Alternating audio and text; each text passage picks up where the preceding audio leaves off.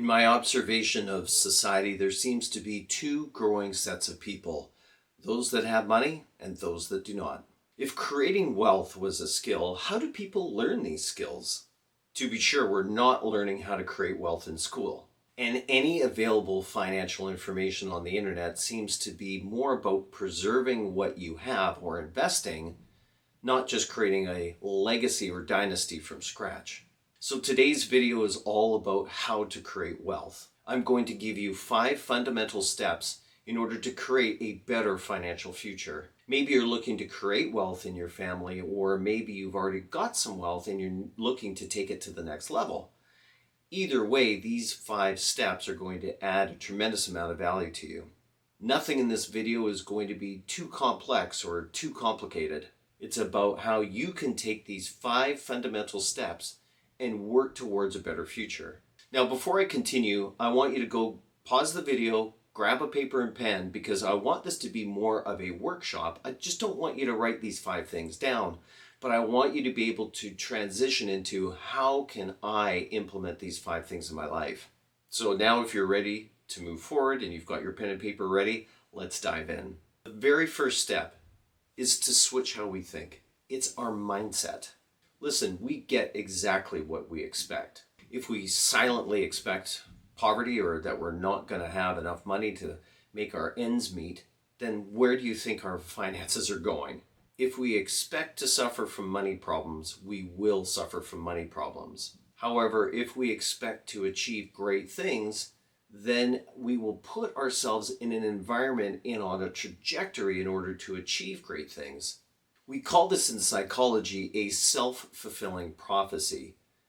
We don't get what we want. We don't get what we fear. We get what we think about the most.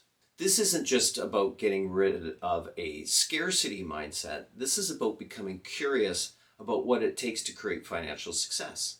The desire to learn about what it takes to create financial success, the habits and the principles, is really one of the fundamental outcomes of changing the financial trajectory in your life. In fact, Benjamin Franklin once said that the investment that pays the best dividends is your financial education. To be honest, the biggest thing that holds us back from really changing our mindset is our ego. Thinking that we should know it all. We might be old enough to know it all, or we may be shaming ourselves from wanting to learn and maybe learning something new, which is always a very difficult thing for people to do. It may also be a margin of shame, thinking that if I ask a financially successful person on how they created their wealth, that they may judge me or put me down for not being where they're at. What I have found is typically the higher somebody is on the financial food chain, the more willing and open they typically are in wanting to help other people succeed. When we change our financial mindset, we really do need to start asking other successful people on how they achieved what they did.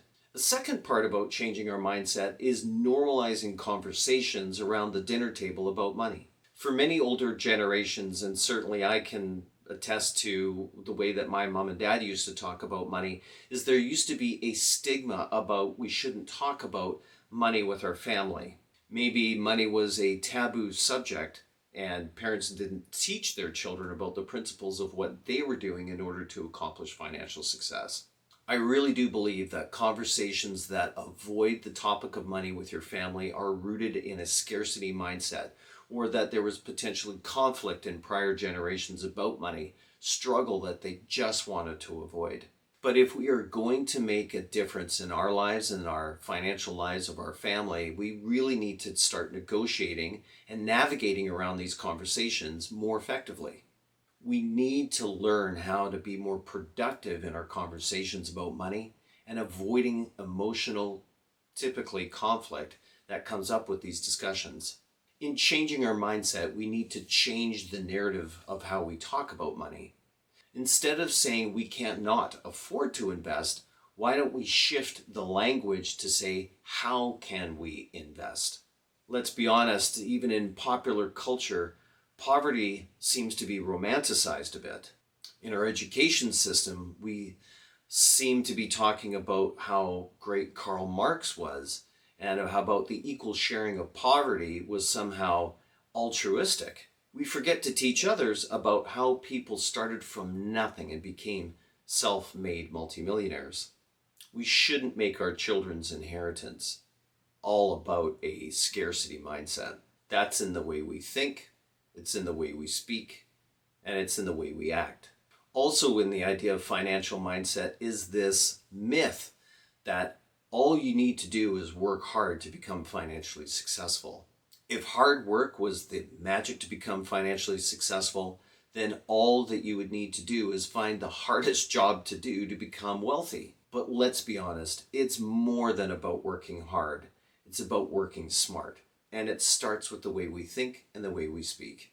Tip number 2 is to understand how money works and how money behaves. So it's been said that money is made while money is in motion. So how do we put it into motion and how do we keep it in motion? Wouldn't it be great to have money work perpetually in motion for us? So we need to understand some basic principles. Let's start with the principle of compound interest. Compound interest will either work for you or against you. So is it really working for you? The second principle in money behavior is understanding tax. Our income is taxed, our assets are taxed. Do we understand how to navigate the tax world so that less of our income is taxed and less of our assets are taxed? Some investments are taxed very differently, such as income, dividends, and capital gains. We need to have an understanding of how different investment accounts are taxed, whether that's a TFSA, a non-registered account, or an RSP. Are you investing tax-deferred or tax-free? You also need to know how a life insurance policy is taxed, how a disability insurance policy is taxed, or even a critical illness insurance is taxed.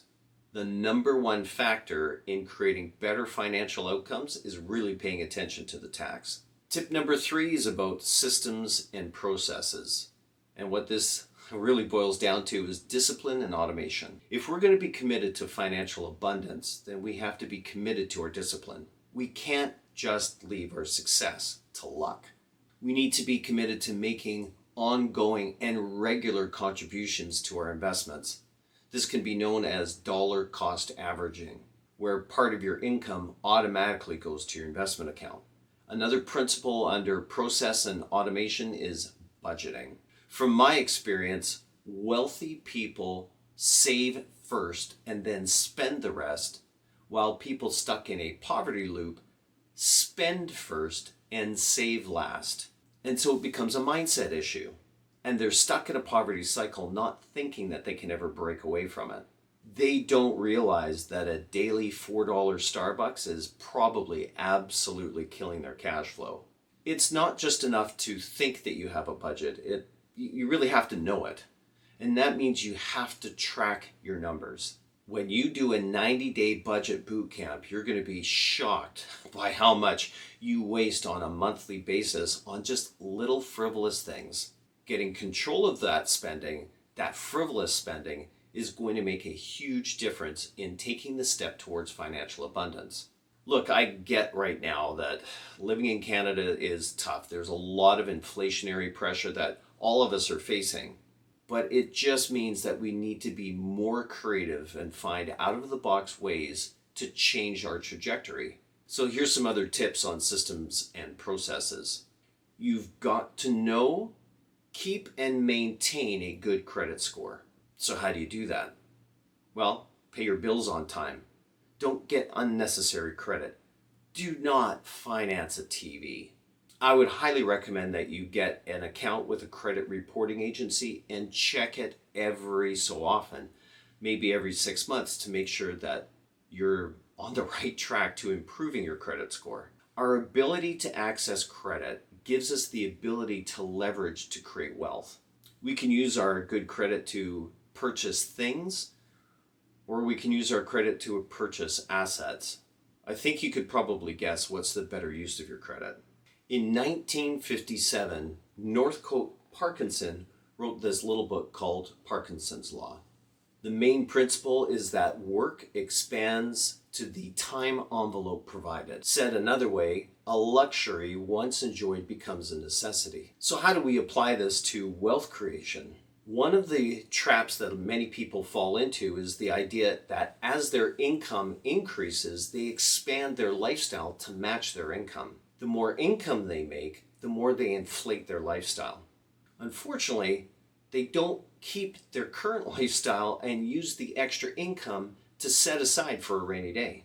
Aesthetically, they appear to have the trappings of success, a little nicer things, but that's all feeding emotion. It's not securing their financial freedom. Instead of using this extra income to purchase assets that can produce an income, unfortunately, many people are just buying assets that depreciate over time.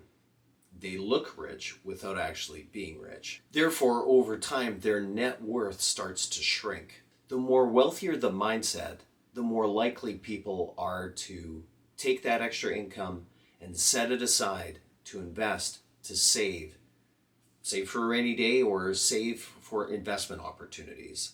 Going back to the idea of discipline, this has a lot to do with delayed gratification. People that are more impulsive with money tend to purchase things for status.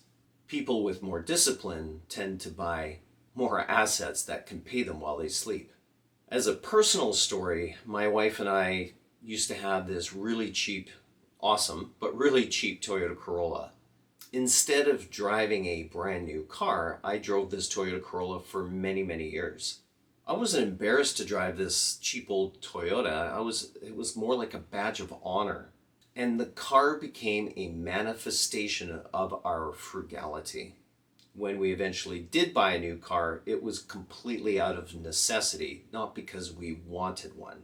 So in reality, our trajectory is changed and improved when we start resisting the idea that we need to impress other people. And we all know the quote, status is buying things you cannot afford to impress people you don't even like. Our final tip is about communication, goal setting, and mentorship. Regardless if you're single or married, you need to effectively communicate. Write down your goals, communicate your goals with people that can help you achieve them. If you're in a long-term relationship, communicating with your partner, and the more open that communication and the more guided that communication, the more concrete your relationship will end up being. And this is a very sad reality, but there's many couples who hide bad spending from each other. Again, I think this may come to shame or guilt about spending the money and not having open and honest communication about it. When you're setting goals with your significant other, make sure that you're open and honest about how you want to participate in achieving these goals. Don't just be passive-aggressively agreeing with the other party, but actually make a commitment to improve yourself. Have you even talked about your goals as a couple? Are you both on the same page? And I mean actually being on the same page with your goals. Do you have people in your life that can help and guide both you and your partner on making financial changes? This could include professionals in accounting, law, financial planning, and investment planning. But it also could include the most successful person that you know. Like I said earlier, the more somebody is successful, the more I seem to realize that they want to help. The key question is, do you have the ability to develop a mentoring relationship with that person? If you don't have anybody in your life that can add value to you in this way, maybe it's time to start investing in some new relationships, quite frankly.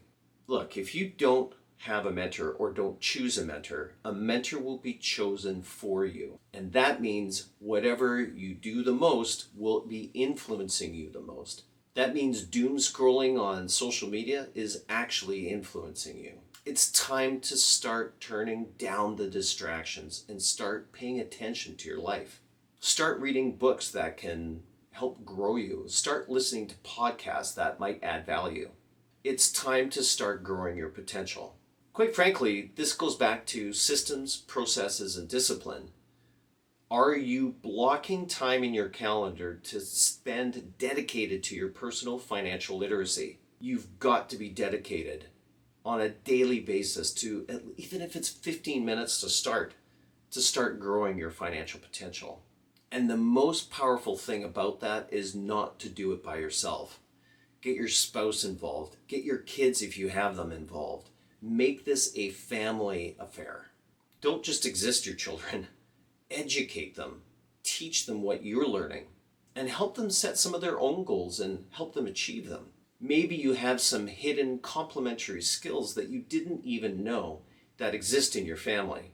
Maybe you can build or start a business, start an investment plan, or start pooling your resources. Who knows, maybe you'll create a family dynasty one day. Even a side hustle can scale. So thanks for watching my 5 tips about creating wealth. If you like this comment, hit like, subscribe, help this channel by becoming a subscriber, and stay tuned for more videos just like this one. Have a great day.